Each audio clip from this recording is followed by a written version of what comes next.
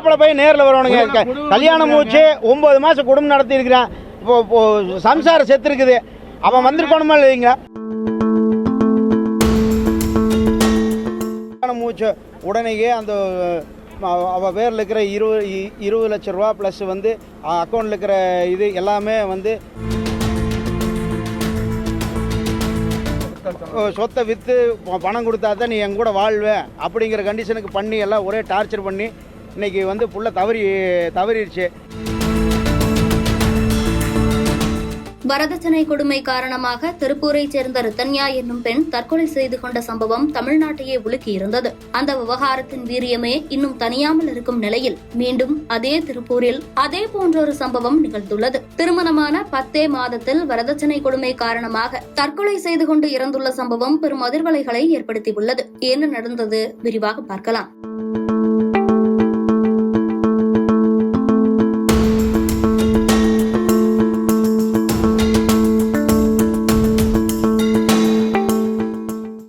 மாவட்டம் friends garden பகுதியைச் சேர்ந்தவர் சுகந்தி. இவர் தனது மகள் பிரீத்தியை ஈரோடு மாவட்டம் வீரப்பஞ்சத்திரம் பகுதியைச் சேர்ந்த சதீஸ்வர் என்பவருக்கு கடந்த ஆண்டு செப்டம்பர் மாதம் 15ஆம் தேதி திருமணம் செய்து வைத்துள்ளார். திருமணத்தின் போது பெண் வீட்டார் தரப்பிலிருந்து 120 சவரன் நகை, 25 லட்சம் பணம், 38 லட்சம் மதிப்பிலான இனோவா கார் உள்ளிட்டவற்றை வரதட்சணையாக கொடுத்ததாக கூறப்படுகிறது. இந்நிலையில் சமீபமாக பிரீத்தியின் பூர்வீக சொத்து ஒன்றை விற்பனை செய்துள்ளனர். இதில் பிரீத்தியின் குடும்பத்திற்கு 50 லட்சம் பணம் வருவதை அறிந்த சதீஸ்வர் மற்றும் அவரது குடும்பத்தினர் அந்த 50 லட்சம் பணத்தை பெற்றுத்தர சொல்லி பிரீத்தியை கொடுமைப்படுத்தியதாக கூறப்படுகிறது.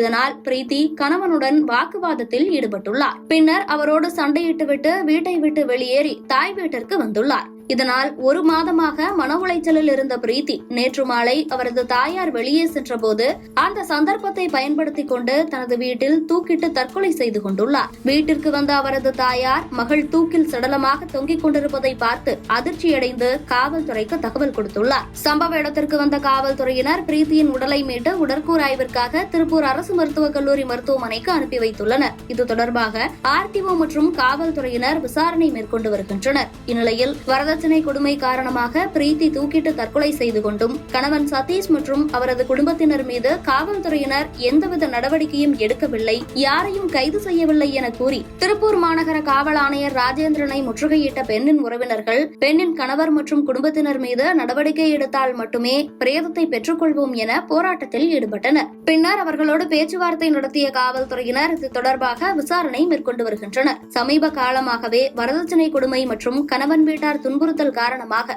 புதுமண பெண்கள் தற்கொலை செய்து கொள்ளும் சம்பவங்கள் அதிகரித்து வரும் நிலையில் திருப்பூரில் மீண்டும் ஒரு சம்பவம் நடந்திருப்பது பெரும் அதிர்ச்சியை ஏற்படுத்தியுள்ளது. உடனேயே அந்த அவ பேரில் இருக்கிற 20 லட்ச ரூபா பிளஸ் வந்து அக்கௌண்ட்டில் இருக்கிற இது எல்லாமே வந்து அவங்க பேருக்கு எடுத்து மாற்றி எனக்கு பணம் வேணும் அப்படின்னு கேட்டு வாங்கிட்டாங்க. அதுபோக இப்போ ஒரு 50 லட்ச ரூபாய்க்கு ஒரு ஷேர் விற்றுது. அந்த பொண்ணு பேரில் இருக்கிற ஷேர் விற்றுது.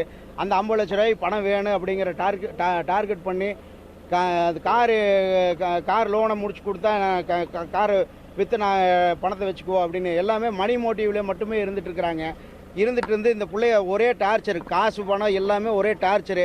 அவள் தாங்காத வந்து இன்னைக்கு வந்து 1 மாதம் ஆகி சொத்தை விற்று பணம் கொடுத்தா தான் நீ என் கூட வாழ்வேன் அப்படிங்கிற கண்டிஷனுக்கு பண்ணி எல்லாம் ஒரே டார்ச்சர் பண்ணி இன்றைக்கி வந்து புள்ள தவறிடுச்சு.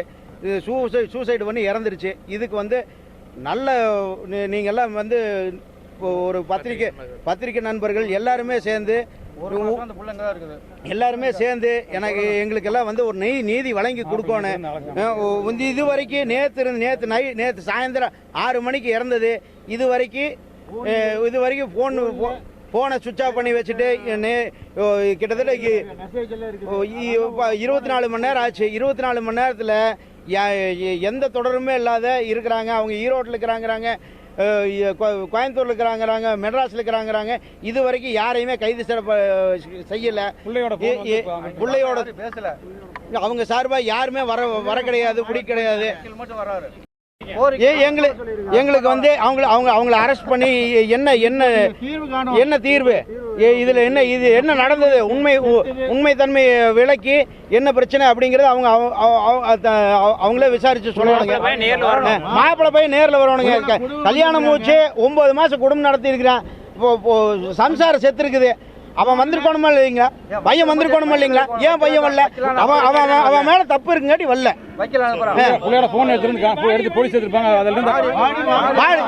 பாடி நாங்க வாங்க மாட்டோம்.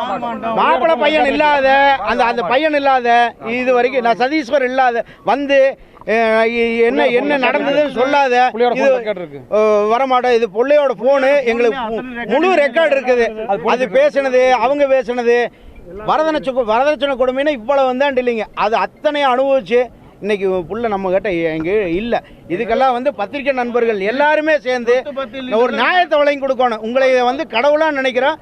நீங்க தான் எங்களுக்கு நியாயம் வழங்கி கொடுக்கணும்.